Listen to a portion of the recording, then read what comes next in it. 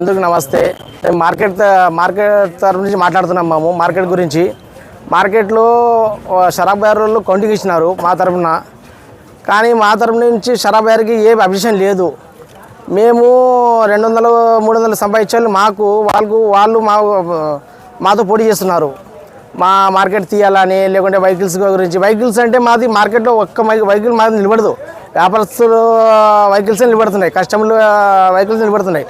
వాళ్ళే కస్టమర్లు 10 నిమిషాలు నిలబడుతున్నారు, పోతున్నారు. మా వెహికల్స్ ఒక్కరు నిలబడుతున్నారు. షరాబ్ బేర్ వాళ్ళు ఎట్లా అంటే వాళ్ళే ఒక్కొక్క అంగిట్లో 10 మంది 4 మంది పని చేసే వాళ్ళు ఉన్నారు.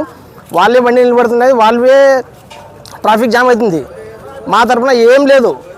అంటే మా మీద ఇచ్చి ఆయన ఇది రాళ్ళు లేకుండా, రాళ్ళు ఇక్కడ పెద్దలు అడగండి కావాలంటే పాత వాళ్ళకి 45-50 సంవత్సరాల నుంచి రాళ్ళు పాతి ఉన్నాయి.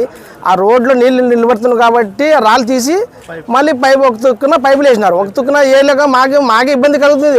ఒక తుక్కున పైపులు వేయడం కోసమే అది మేము చెప్పుకోలేక మేము ఇట్లా జరిపిస్తుంటాము. ఎట్లా నడవడానికి ఏమో 200-300 సంపాదించాలి.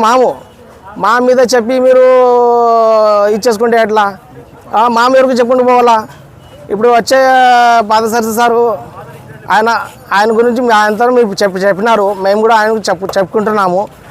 ఏం సార్, మేము ఇక్కడ జీవించే వాళ్ళం 250-350 సంపాదించేవాళ్ళు.